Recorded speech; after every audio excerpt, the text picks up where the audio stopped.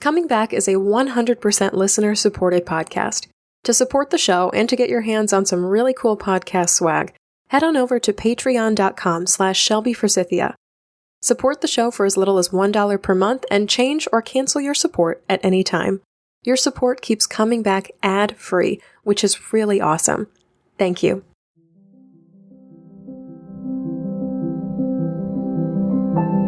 Hi there, and welcome to Coming Back, a podcast about coming back to life after loss.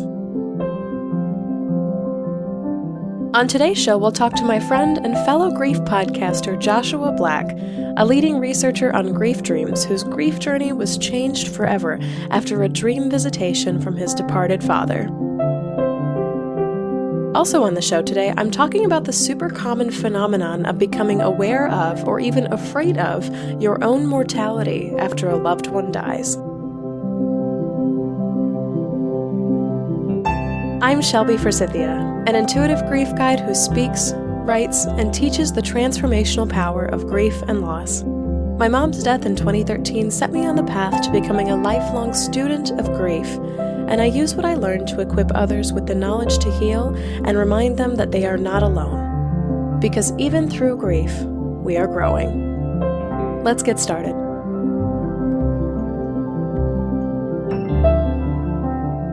Hello everyone, and welcome to another episode of Coming Back. I am so grateful to be here with you today. Just a quick reminder for any of you listening who have pledged $33 a month or more to support the podcast on Patreon, I am hosting my very first private Ask Me Anything of 2018 this coming Sunday, January 21st at 7 o'clock p.m. This is a live, hour-long event on Google Hangouts where you can literally ask me anything about grief, the podcast, or my life in general. Google Hangouts is totally free, and you do not need a Gmail account to be a part of it, so just navigate over to my Patreon page, and you'll find the link there to join the call, and you can either video in or do video off. This is a super casual space that works kind of like Skype, but with like a larger chat room that has a more conversational slant than my Facebook Lives, and is a lot less expensive than paying for weekly counseling if you're looking for books or exercises or resources to jumpstart your coming back. If you'd like to be a part of this Sunday's Google Hangout, again happening this Sunday, January 21st at 7 o'clock p.m. Central Time, please head on over to my Patreon page to support Coming Back for $33 a month or more. You can find a link to my Patreon in the show notes for this episode. And as soon as you pledge, you'll get access to the link for this Sunday's event. In addition to these monthly Google Hangouts, you'll also receive an invite to my private Facebook group, The Grief Growers Garden, a shout out here on the podcast, and a set of 3 Coming Back stickers mailed right to your door. Super fun, and a super great ongoing way to show your support for this show. Thank you so much again to all of you out there who have pledged so far. I am excited to see you. So excited to see you on Sunday. So this week I was cleaning my room, getting ready to sit down and to write for the show, and I'm standing there in my room with my Swiffer duster in my hand, looking at all the books on my bookshelf I had just finished dusting, and I thought, someday, I'm going to die, and somebody's going to have to go through these, just like we went through Mom's. Grief growers, this is a thought that genuinely went through my head at 10:30 in the morning while I was making hot water for tea and tidying up my apartment. Someday I'm going to die, and my friends and my family are going to have to go through my stuff, just like I had to go through Mom's. And you know what was kind of weird about this statement as it ran through my head is that it just came through as a fact. There was very little emotion attached to this thought. I wasn't afraid for my life in that moment or overwhelmed by the amount of stuff I had. I wasn't even really all that sad for my friends and my family who were going to experience this sometime in the future. The fact that I was going to die was just there as a fact, and I looked at it and I paused for a second, and then I went on dusting and making tea and sitting down to write. Reflecting on it later, though, I was really reminded that this thought of, I'm going to die someday, comes up a lot for me. It comes up when I'm in an Uber and my driver brakes too hard or goes past the speed limit in the snow or swerves to avoid another car. I'm going to die someday. It comes up when something really petty is happening at work and I disconnect from a conversation to save time and to save energy because after all, there are more important things in the world and I'm going to die someday. And it comes up when I'm least expecting it, like it did that morning when I was dusting and thinking there's going to be a day when I touch these books for the last time. I'm going to die someday. And I never used to think this. Before my mom died, I had very few thoughts of myself realistically dying. I didn't really wrap my head around it. Maybe it was because I was in my 20s and there's that whole I'm invincible thing going on. Maybe it was because I only had seen death at a distance with relatives I saw maybe once or twice a year, and they were dead by the time that I saw them. I didn't watch them die. Maybe it's because I just didn't understand. I didn't have to. But when someone you love dies, especially if you watch them die, the process of death, it's no longer, death is in the movies. Death happens when I'm really, really old. Death is far away. It's, holy shit, death is here. Death is up close. Death is anytime, anywhere, anybody. Death is going to happen to me, too. I'm saying all of this today to remind you that if you're thinking about death a lot more now that your loved one has died, you are not crazy, and you are not alone. Anyone who has lost someone will tell you that it puts their own mortality into really, really sharp perspective all of a sudden, especially if within your family group or friend group you are age-wise or health-wise the next in line, quote-unquote next in line. In thinking about this question, I was kind of putzing around on the internet to several websites, and I basically searched on Google fear of dying after losing a loved one, because this is not the first time I've contemplated this. And I found tons of articles and message boards and blogs about what it's like to suddenly start thinking about death more than you normally do after someone you love dies. The website What's Your Grief noted that your increased thinking about death might turn people off or wig them out depending on their own beliefs or their own viewpoints on death. One of the authors said she gets the response, "You're so morbid," a lot, to which she kind of shrugs and says, not really. Especially after a death, she says it's normal to reconcile a senseless, unexpected, or premature death, to question the meaning of life, or to fear that your loved one's life will be forgotten. Thinking about mortality, she says, is pretty much another unexpected but normal occurrence after loss. The Atlantic actually wrote an article called "What Good is Thinking About Death?" saying that the only remedy for death is immortality, which logistically is impossible for our human bodies, but this explains why people often strive to leave a legacy after pondering death. So sometimes we want to keep our memories alive or memories of us alive after we physically die. So we'll start thinking about ways to do that, such as taking on a passion project, or checking something off our bucket lists, or donating to a cause or a charity. Death can threaten our sense of meaning, according to The Atlantic, so we feel compelled to be or to make something more meaningful of our lives while we're here. Other websites like Ask a Metafilter and Hub Pages, which are more like message boards, have content that's often faith-leaning. People offering solace in religious or spiritual beliefs or what happens to us when we die. I'm sure that many of you know that that's not always helpful after a loss. Some people's grief coincides with a loss of or questioning of faith. And there's also a desire too, I think, to think about the physical aspects of what it's like to experience death, what it feels like to die or be dying, separate from God's perspective or God's will or God's plan for all of it. A resistance to that please let me think about death absent of God kind of thing. Or even, and you guys are going to laugh at me for this, the separation of church and fate. Religion and spirituality only goes so far to alleviate fears and thoughts of dying. A lot of times I think people just really need to be free to express what's on their mind about it, what they feel they need to put in order, their curiosities about what it actually feels like in the body to die, thinking about their friends and family, feeling how they felt just after losing a loved one. Death opens us up to this realm of reality. Notice I didn't say realm of possibility, where all of us will experience the same outcomes as our loved ones, not in the same way or at the same age or with the same afterlife experience, but death. We will all die. I'm going to die someday. It's just there. So here's some things that might go through your head after a loved one dies that are related to your own mortality. Fear of your own death. especially if the death that you've experienced of a loved one was sudden, especially if you have children or other dependents, people relying on you, or if the person who died was around your age. You may have a new and maybe sudden appreciation or fear of time, other relationships in your life, and the day-to-day mundane. You might have a desire to create a will, get rid of physical stuff, or deal with end-of-life matters.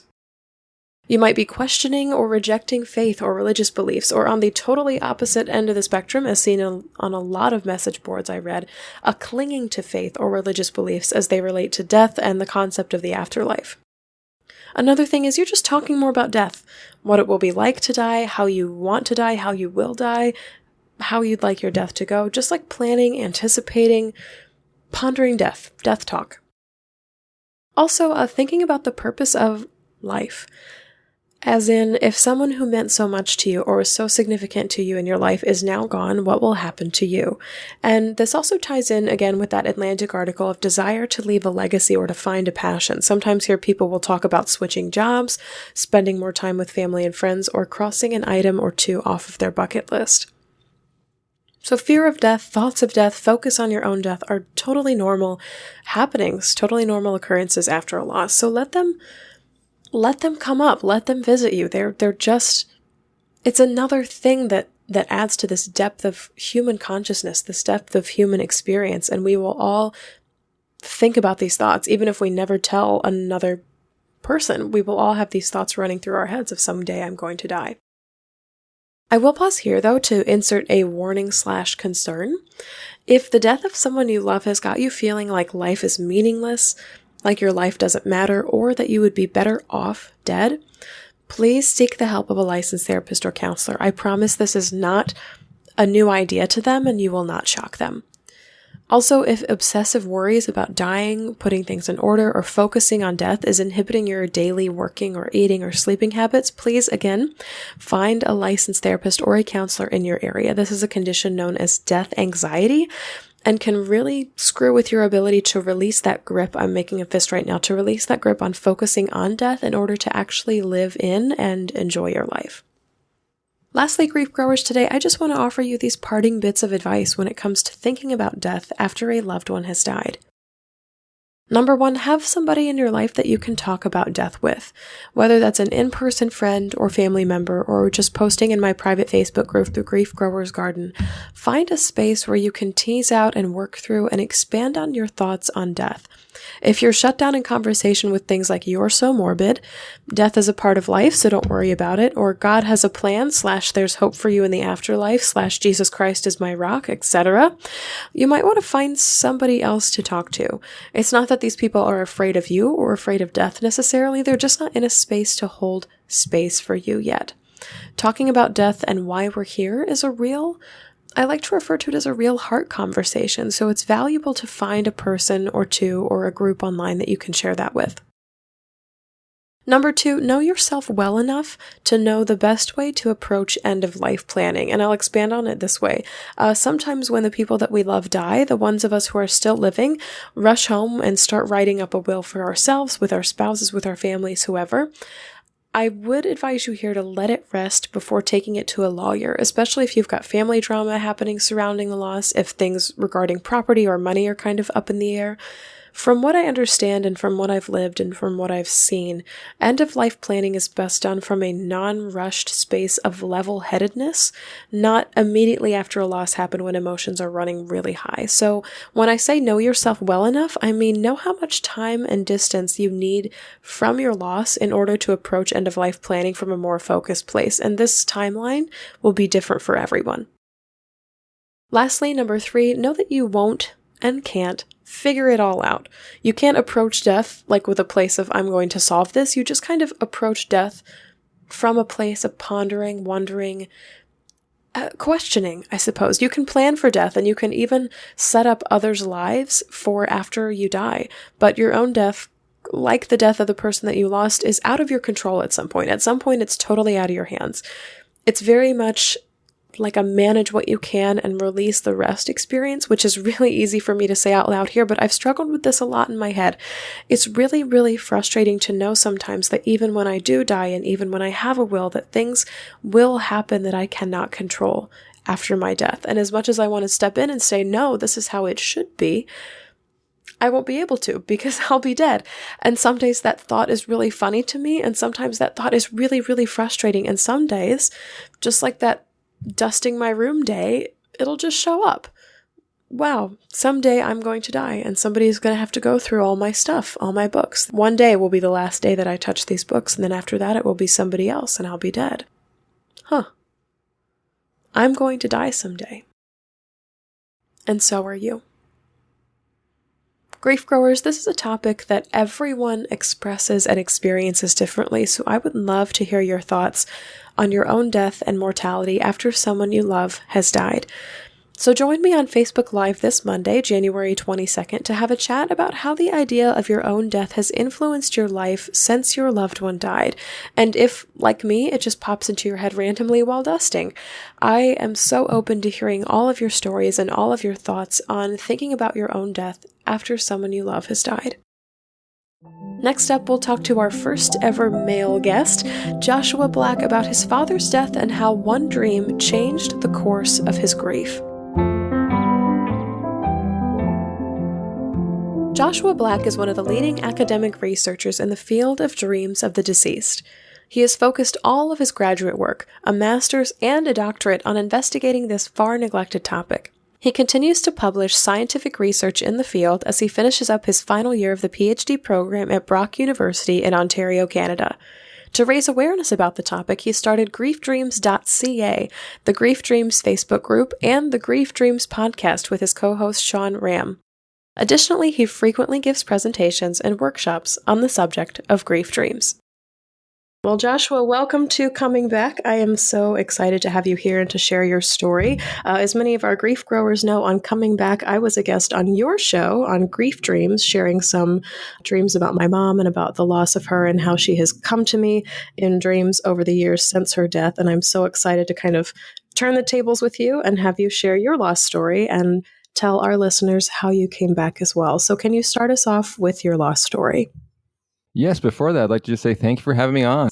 So my lost story, I guess to understand it fully, I guess I have to sort of talk about my relationship with my father. And we didn't really have a good one growing up. He was very authoritarian. He didn't show love the way I wanted to, or to have love get shown at me. He didn't attend sort of a lot of stuff I wanted him to attend. So we really had a discord for the most of our lives. And I was really afraid of him, to tell you the truth. So I stayed a lot of my time in my room. And so as I grew up, we just never had a bond. But then what happened was my mom and him separated after he got intoxicated one night and did some crazy stuff.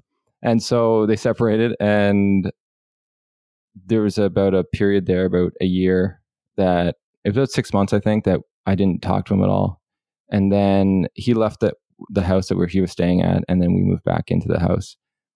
And that's when I was thinking, what really happened here, with him. So I went and I sort of talked to him, and I started building a relationship that way. So after all that, so it said like that 6 months, I started like talking to him as a more of an adult, trying to understand why he drank, why he did all this sort of stuff. And from there, we actually started building a relationship, which was very interesting because that's not why I intended to go there. I wanted answers and then I wanted to leave him alone, right? But I actually started learning a different side of him, which I never sort of thought about before. So anyways, it was about, I think, 2 years there. There was a gap maybe that we're building this friendship. And then what happened was he was going to pick me up one day to go to a hockey game in town. And I was waiting and nothing actually, he never showed up. And he's been known to like fall asleep and not show up at different times. So I just thought, okay, yeah, he'll call me when he wakes up and whatnot. So anyways, the whole day went by and he didn't call me. So then I called him and there was no answer. And I'm like, okay.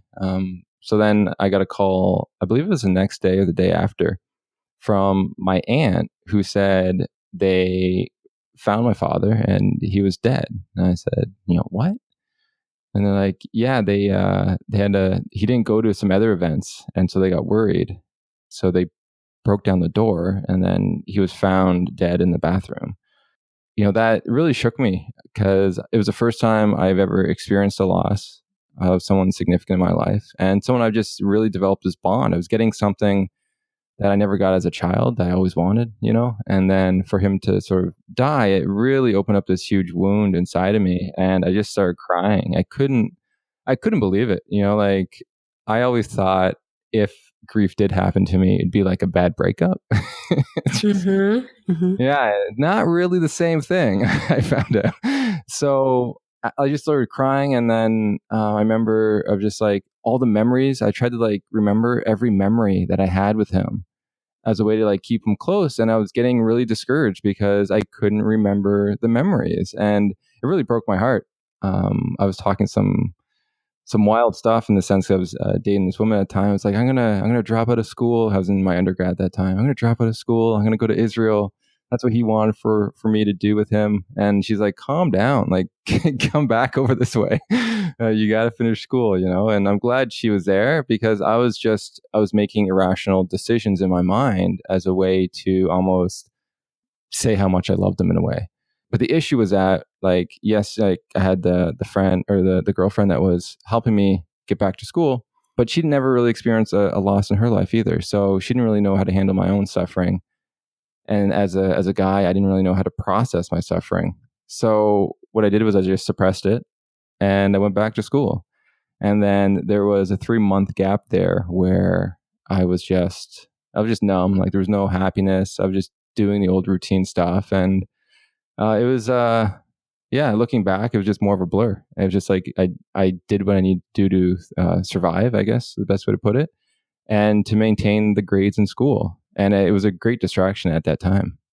I kind of want to go back to something that you touched on and said about these actions of trying to bring back memories or going to Israel to kind of keep this relationship alive or keep honoring your dad's memory or kind of keep that dream relationship you had as a kid going in real life. I think a lot of grievers are afraid that once their loved ones die and that they process their grief, or even if they start working on their grief, that they're going to lose all of their memories as a result. Not only will you lose some of the pain and some of the guilt and some of the remorse of the relationship, but you'll lose the memories that came along with it. Can you speak to your experience of your memories of your dad? Have they come back to you? Do you feel you've lost more or gained more? How have memories kind of existed for you as a topic within grief? At the beginning, it was just like you said. And then what I found, I sort of just figured that's how it was. But as I moved forward, I realized different events are triggering memories in me that I thought I forgot about. So then I realized I've never actually forgot about anything. I just need things to trigger the memories to come out. And that made me a lot happier because I'm like, oh, okay, they're still in there. I just can't find them. Like, I can't just like retrieve them at will. There's things that need to occur. And it's also, like when it happens, I get actually really happy because, oh, I forgot about that. I remember that. And so I can like sit with that memory in such a sweet place because I couldn't retrieve it myself. To be able to sit with it was a beautiful thing. So for anyone who is, on that journey, like they do come at different points in your life. So you haven't really forgot about them. And as I move forward, I sort of became less attached to memories as a way to, I guess, love my father. And more now it's just like continuing this relationship now and where I believe he is. And that is my own memory. And my dreams is the other big thing of sort of making new memories that with them. When did you kind of wake up, for lack of a better term, and say, oh my gosh, I'm grieving. Like this, I need to do something about it, as opposed to the numbing out and forging ahead? I don't know if I actually actually sat down and said, you know what, it's time that I work on this. I wish I did. I wish that was like, I can have like, you guys can do it too. But and you can, but like for me, that really wasn't the way it went. Like I probably would have been stuck in that rut for a long period of time if it wasn't for a dream. And so this is why I have such a passion and love for the dreams in my own life, because it was the first one I had was the thing that changed my whole grief around. And I haven't been the same since. Oh, I'm so excited. I've got chills. I'm so excited about this story. So, want me to tell you the dream? Yes, absolutely. All right. So I went to bed the one night, and in the dream, I wake up in my bed and I look to my left, and I could see my room for exactly what it was. And there's just stuff everywhere. Every detail was exactly the same as it was in waking life, which was very different for me in like other dreams I've had. I've never had a dream of my room with all the clutter that was there at the time. And being so like I knew where everything was. And then I look and there's my father, and he's looking through some of my clutter, and he looks well. And I get up and I go walk to him. He turns around and he's smiling. And I said, Dad, I'm really going to miss you. And I was acknowledging the loss at that moment. And I said, I loved him, and I hugged him, and I woke up. And the crazy thing when I woke up was I felt different. Like something shifted inside me, and the happiness was back. I could feel joy again. And I can't, as till this day, I really can't explain it other than I had those sort of blocks in me because I didn't get a chance to say goodbye. I didn't tell him I loved him as much as I probably could have. And so those are, I think, two big things that looking back, like it helped with that. And the environment of love, that just the energy of love, because he was in the dream in a way I've never seen him in waking life either. Like he was very peaceful. And that's something, he had a lot of traumas and struggles in life that he hadn't worked through. So to see him that way too, and to just be in this, I guess, energy of love, dream was so vivid. And I just woke up and I said, oh, wow. And I just like sat on my bed, just like not knowing what just happened, but I could feel I was different. And I went back to school, finished my stuff. The big thing was I didn't tell anyone about the dream though, which was very surprising to me looking back now, because it was one of the most impactful things in my grief journey, but yet I didn't tell anyone. Like I really kept it, like safe in my own sort of, in my own mind. And then about 3 months or so, he would come in with these vivid dreams, and each dream was a little different. One of my more interesting dreams that I still look back on, I say, man, like, what was that about? It was about, I think it was like 2 or 3 years after he passed away, and I was in my room again, and he was there, and I was there, and he's like, I've been waiting a long time to give you this. And then he took my hand and he put his hand on top of mine, and this energy from him was flowing through him into me. And it felt, in most dreams I've had with him felt like, 30 seconds, a minute. This felt like 5 hours. Wow. Like it was just a long, long dream. And I woke up and I was like, what just happened? Like it was just the most bizarre dream I had. I haven't really shared that too much, but because I still don't fully understand it, but it was just a beautiful feeling. And for him to say, I've been waiting for a long time, so I wasn't knowing if it was me, like he was waiting for me, or he needed to change and needed to learn some stuff to be able to do it. So, but it was such a crazy dream. My last dream I had with that was really vivid. That made me smile and made me just remember him. Was I was in my room. It was probably like a year ago, and he came up to me and he said, like, is there anything you need? And I said, no, Dad, I got everything I need right now. I said, maybe in a year I'll need a new computer. And then he's like, okay. And that was it. So it was a very simple dream, but like it's almost like he was trying to take care of me. And so I felt like, he was the father that I always wanted in that moment, that he was like watching out for me and all that sort of stuff. And I was like, wow. And like, I want to say too, there was a point after probably the first year or two that I didn't have these vivid dreams of him anymore. And I thought, okay, like my grief's more or less healed.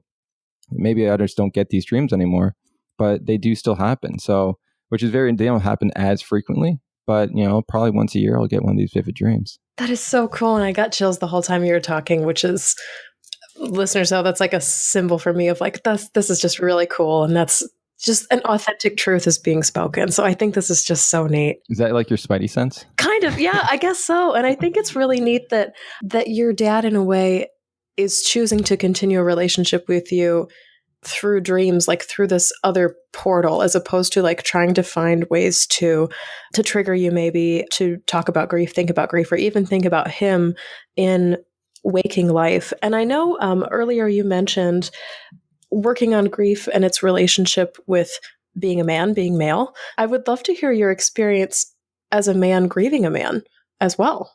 I find that most men have a hard time processing emotions. And I think most people in general have a hard time really looking at emotions, just because it hurts. It hurts to look at and express emotions in a productive or a healthy way.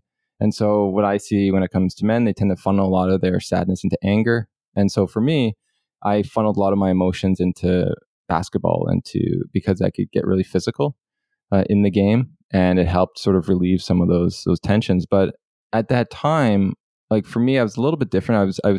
I could look at my emotions a little bit more than I could. I think I had previously, just because I was on a journey of self exploration after I had a different sort of kind of loss when a girlfriend cheated on me before, and that sort of catapulted me into sort of looking at my emotions a little bit more. But so when this happened, the men around me, I guess the best way to put it, they came to the funeral, but they didn't know how to talk to me. They didn't sit me down. They'd be like, "Hey, have a beer," and you're like, "Oh, okay, great." And like, you're like, "Is that the answer? That must be the answer." Drinking must be the answer. I don't feel bad anymore. But yeah, so I think just they didn't know how to sort of respond to that too. And I think because I was young, my friends were young, and they didn't have the loss either. So it was just, I can't, looking back, like I couldn't expect anything more from them because of just what they've learned along the way. And, as a male, I didn't really express my emotions that much. And so I didn't really cry. I cried, with my girlfriend, but to anyone else, I wasn't crying. And so I was trying to be that figure that you have in my own mind of being a man. And that's being like strong, and, ready to take on the world. And that's sort of what my dad was, really about too. And it kind of plagued him because he couldn't express his emotions. So I think a lot of my ability of what happened after loss was especially that numbness was because I couldn't express it. It was just too painful. I didn't know how. I didn't have the tools at that time. But, ever since then, I can.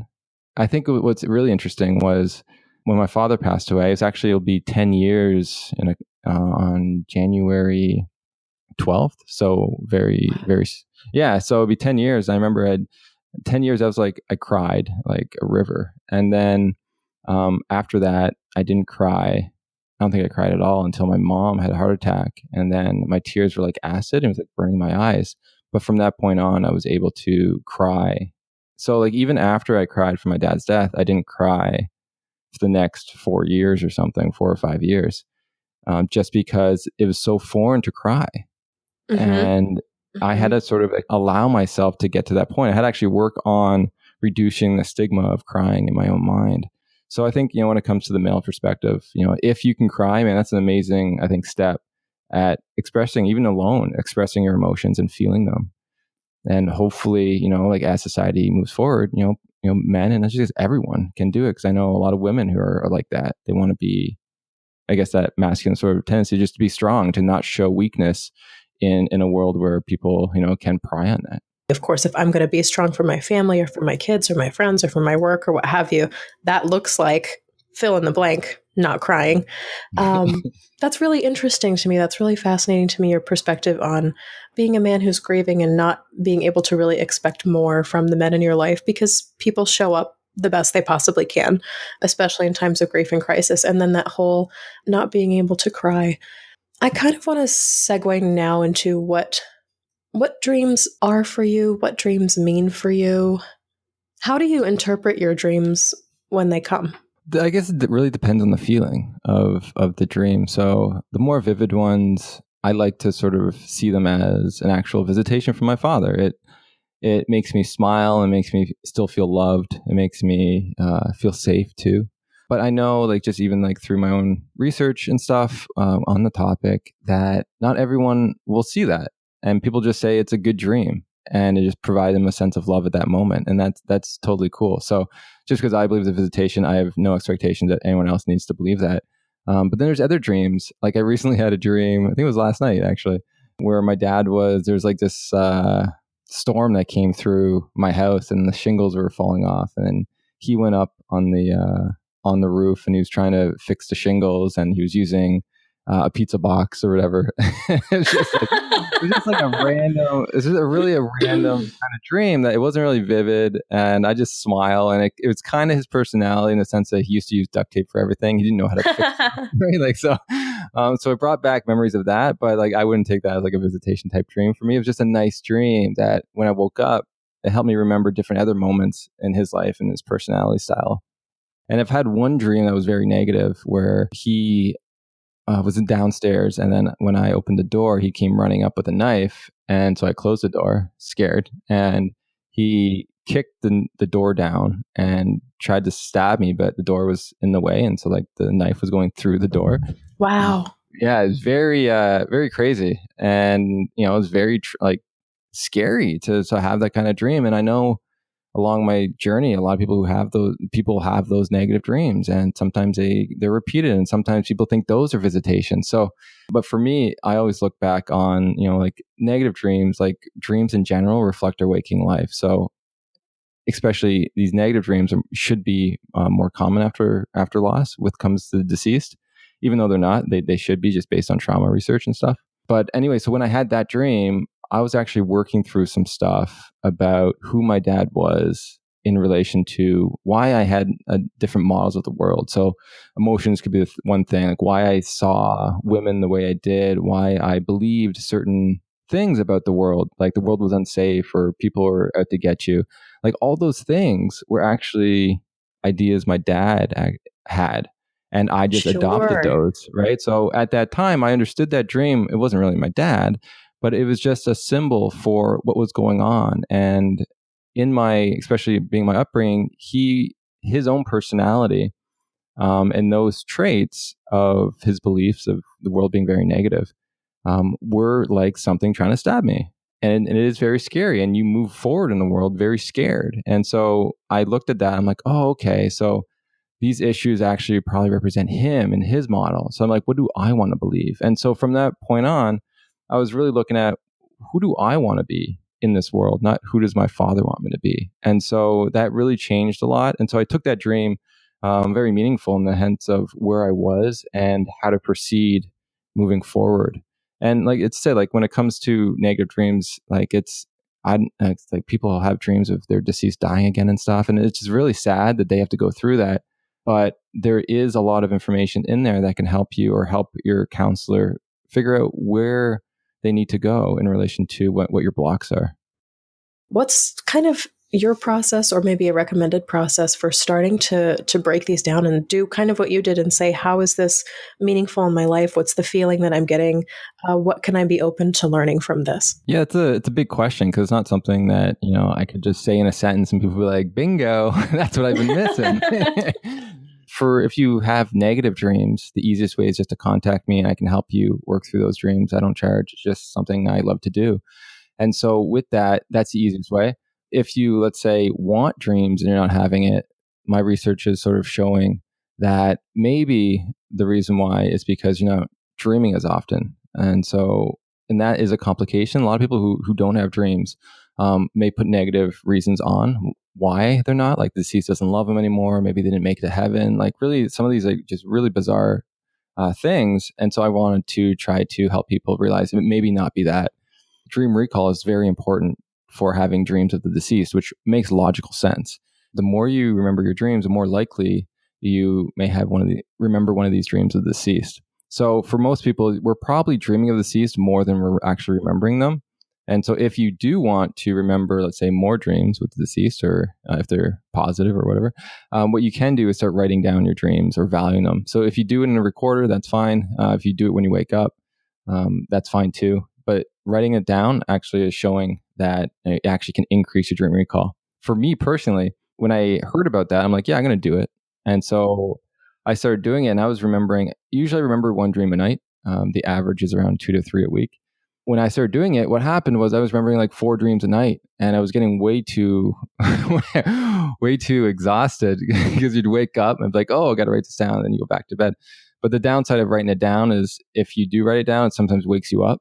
And so that's why people will use the recorder, because they can keep their eyes closed. So just a little tip on that front. Yeah, so that's that. I do want to mention actually one thing about my loss. Sure. That I kind of skipped over. and I probably shouldn't have. When my father passed away, and the reason I think why we're going to the hockey game was because my birthday was in a couple days. And so looking back now, because it's been 10 years, and so yesterday I actually calculated, I'm like, oh my God, it's been 10 years. And I realized like my whole life journey in 10 years, like what's happened. But also like it brought me back to a memory of the day before, like the day of my birthday, I was picking out caskets of my father. And I was like, wow, like that's absolutely crazy that, it's something I don't really think about, but I can only understand when my birthday comes around, those memories would also like be in there a little bit.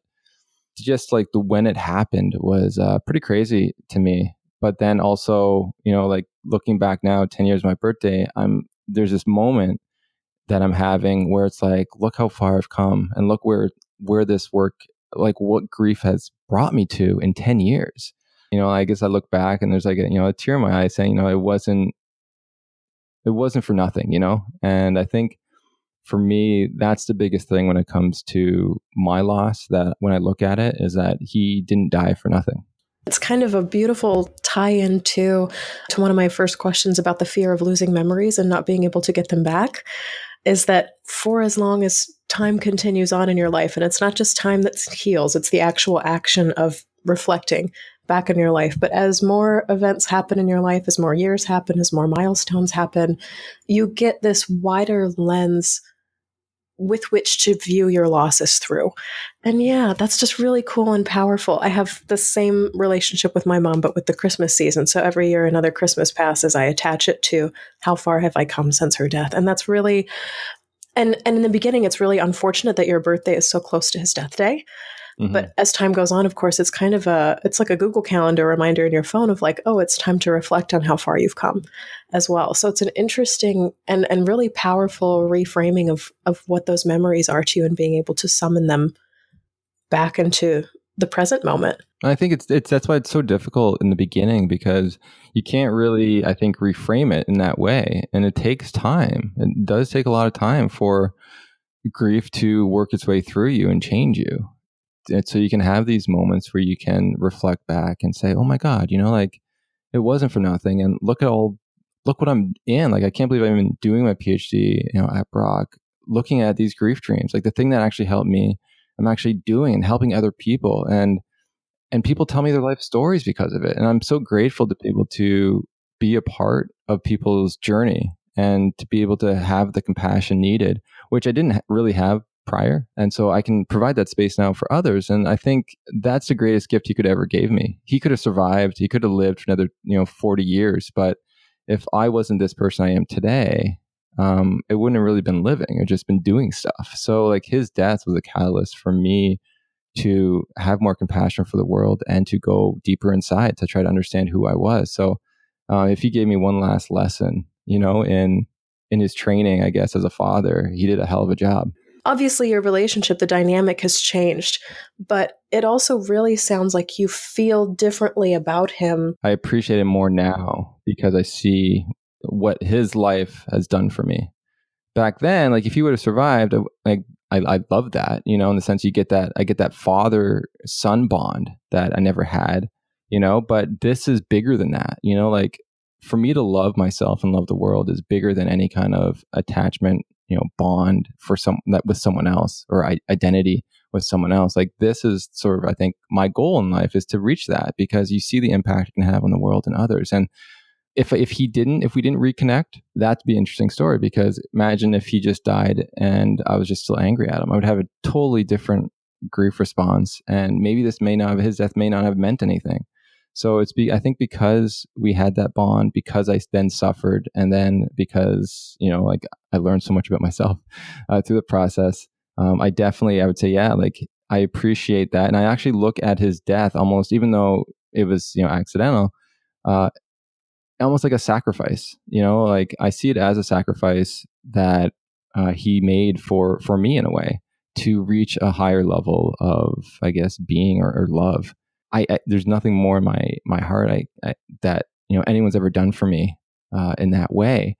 I guess to answer your question, yes, I appreciate him more than I did when we were together, because when we were together, I just saw him as like sort of a father, and I was getting something that a child always wanted, and this is just a lot bigger than that.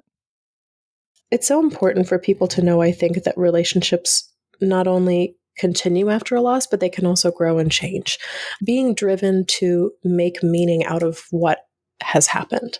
And I think that's something that you are very skilled and very adept at, especially because now you've turned it into something you're studying for your PhD, which is phenomenal. So as we're wrapping up the show today, I want to give you some space to talk more about the work that you're doing with studying grief dreams, and then have you tell us where people can get in touch with you, how they can get in touch with you, and how they can listen to your podcast, which is exclusively all about grief dreams. Most people probably don't realize that there's not a lot of research in this area. And so I'm actually one of the leading researchers in the area, which is so stupid because... That's not the word choice I expected you to use. That's really funny. Well, the reason I say it's stupid because we've been dying and having dreams since probably the beginning of time, but yet no researcher actually wanted to label themselves and do the research in this area. And so I'm the first one to label myself as that and actually do more than one study, dreams after loss. And I think it's just so, I think it's stupid because the breed what we're finding is such a very common thing. So after spells of loss, was it 86% of people within the first year said they had a dream, pet loss 71%, and miscarriages from either the carrier or the partner 50%. So people after loss are dreaming of their loved ones in very comforting ways, but also very horrifying ways, and we don't know anything about it.